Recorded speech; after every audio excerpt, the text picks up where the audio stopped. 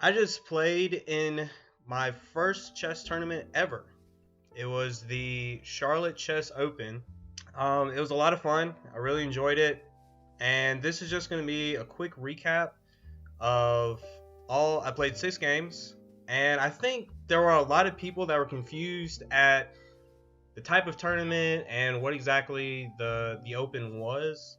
There was 5 or 6 sections. I was playing in the 1300 and under section because I was coming in as unrated because I'd never played in a tournament before. And if you come in as unrated, you're allowed to play in the 1100 and under, 1300 and under, and 1500 and under. And so for my 1300 and under section, there was probably about 15, I don't know, probably more, probably like 30 or 40 people. I'm probably going to find the statistic later and double check that. Let's jump into the games. And I'll say before the tournament, I did a lot of prep as white. So I wasn't as prepared for black, but I had a couple plans coming in just to try to get a good game and see what I could come up with. For the first game, unfortunately they gave me black. And normally, if I'm playing as black and they move d4, my immediate response is e5, the England Gambit. And after takes, they knight attacking the pawn, knight defending the pawn, queen attacking the pawn again, and the bishop here, knight, you get an attack on the bishop, you get an attack on the king, and you get an attack on this weak pawn.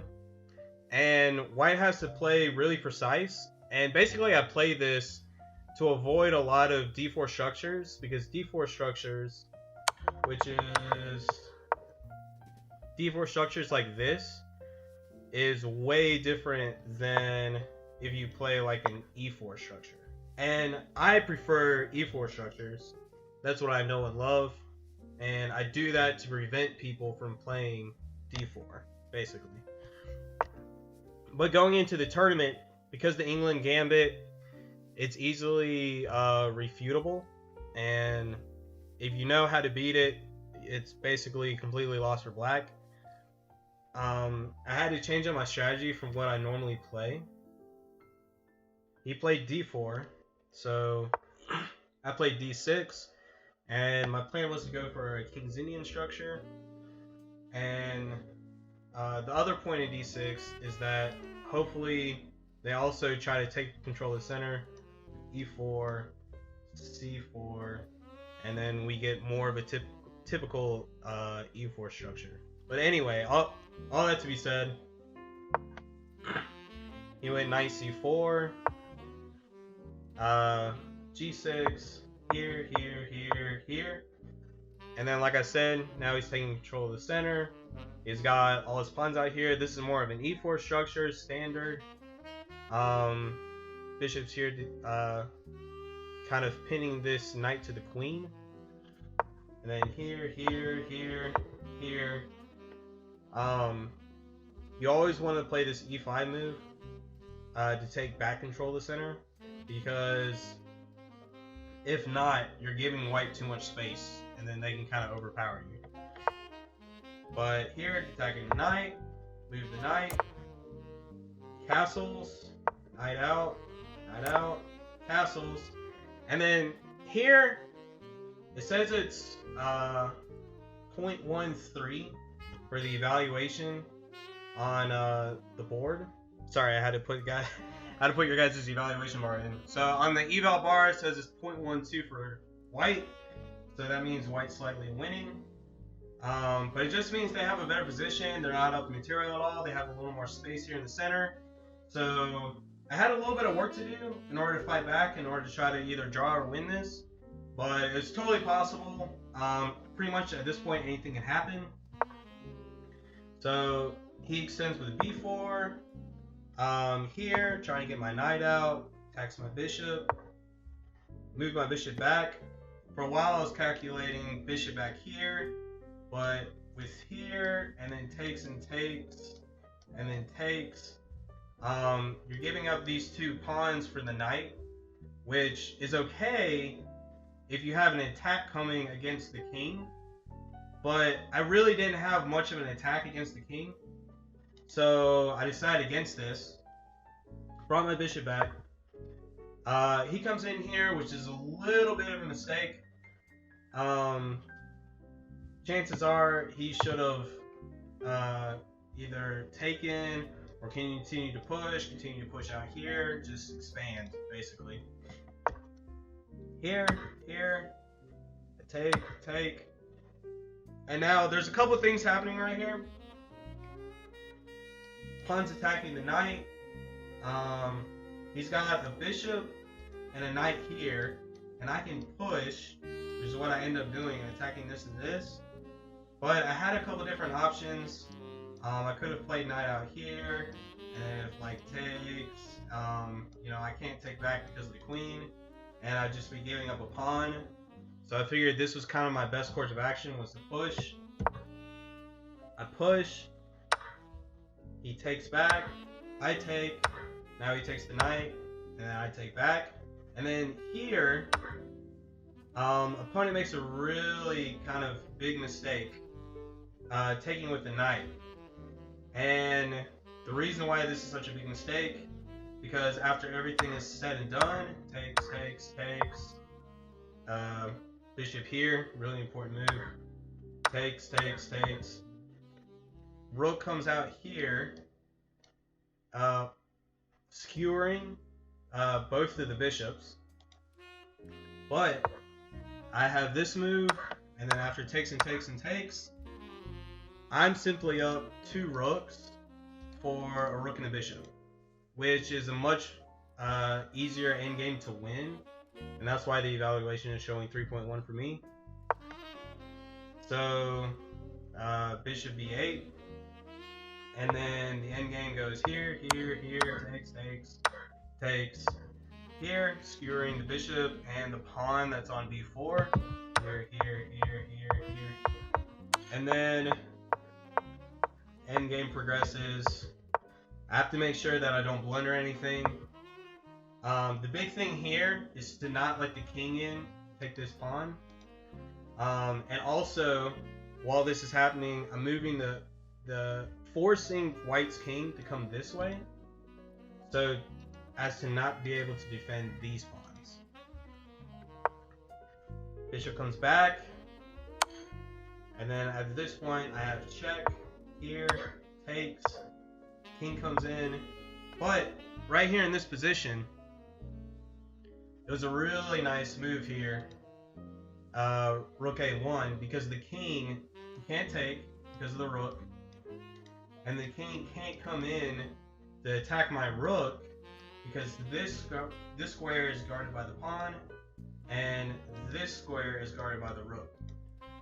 So basically I have a passed pawn, he can't do anything about it, they're both on dark squares, and the white colored bishop, or the white bishop, you know, is unable to attack either of these either.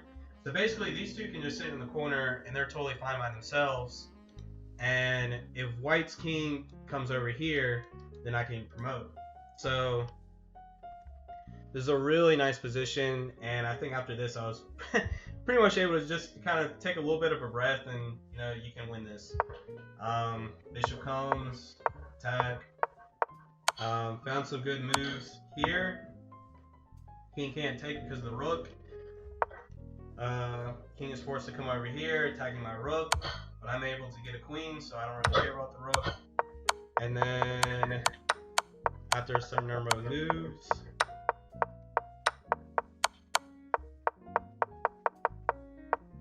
and right here in this position, he resigned.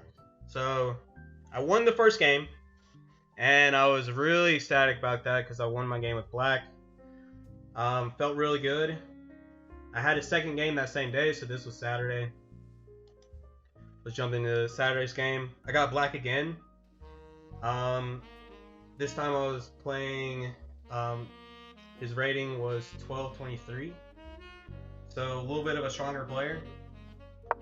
And again, he opened with d4, d6, And this is exactly what I wanted, was for him to push the e4 pawn, because again, you're getting that structure. I played it a little bit of a different move order this time with my knight out, because let's say after here, here, here, or some variation like this, I don't know, maybe I have this, he can come in and take my queen, and then if my knight's not here, then my king has to move, and then I can't castle. So I played a little bit of a different move order from the first game.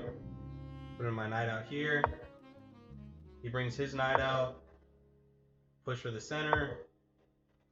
And then here, this is a really critical position. Best move that is showing here is he takes d4. And then next best move is bishop coming here, blocking the pin. I decided to play this move, which is dead wrong because of this move, which now my knight is pinned to the king because of the bishop, and I also have a pawn attacking my knight. So I'm pretty much just going to have to give up my knight for the pawn. Very unfortunate. And after he had this structure, I actually heard him just take a deep breath, because he was just like, wow, you know, I'm winning by just an unbelievable amount. And what happened was, is after here, knight in, queen back. The reason why I have to move my queen back here is because the knight's threatening to go here, and then here and here, and I want to bring my bishop out so that because he has moves like takes, and then if I'm forced to take, then he come in here and like that. So there, and then he takes there.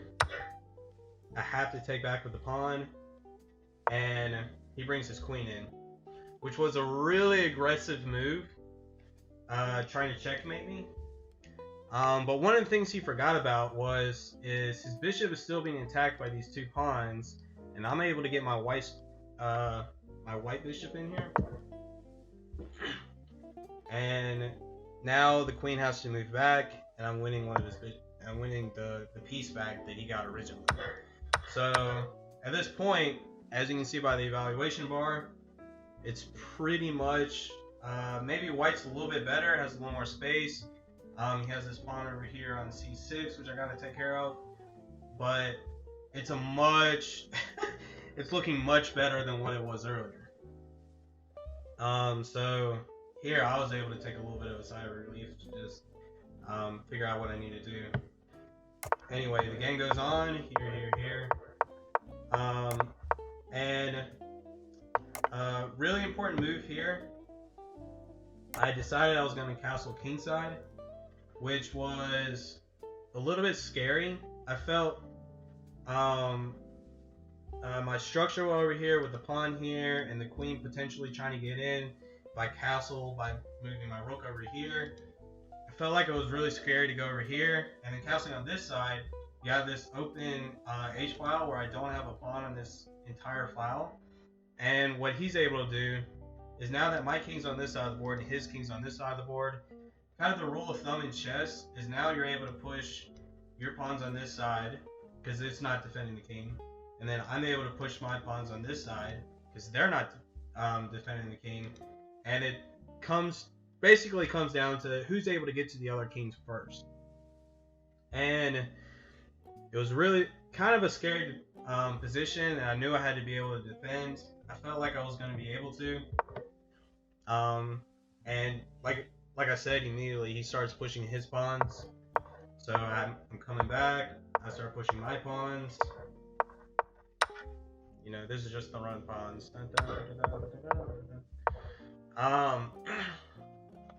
You know, he's playing this exactly right. He's getting his queen in. He's got the rook in. They're barreling down this file.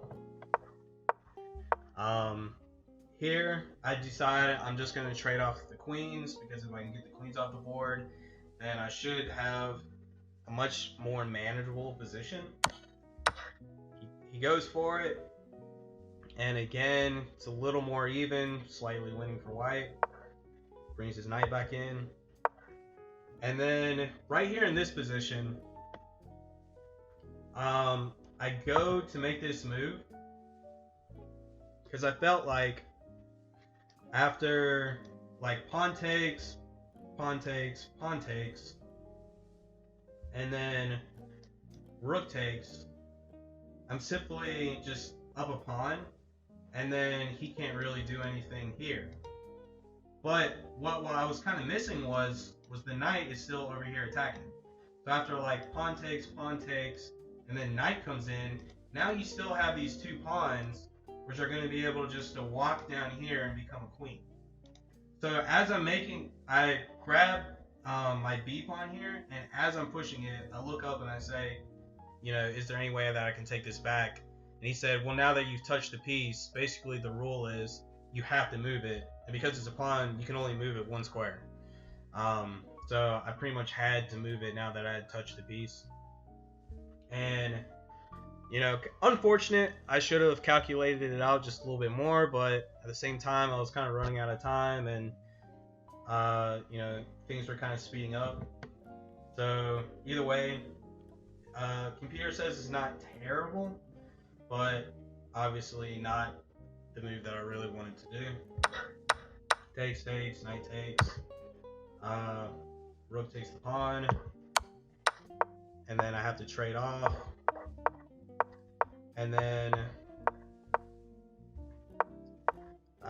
basically the game ends. He's able to kind of come down here, and this was kind of the nail in the coffin.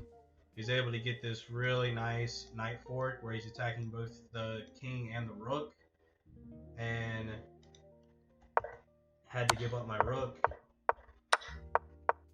and I tried to do a little bit of counterplay just to kind of mess around and pretty much say, hey, you know, checkmate. So, but he's a good player, and shortly thereafter, it was checkmate. So, 2 games of black. I got 1 win, 1 loss. But I was optimistic for the next day because I had white and I had a lot more prep there.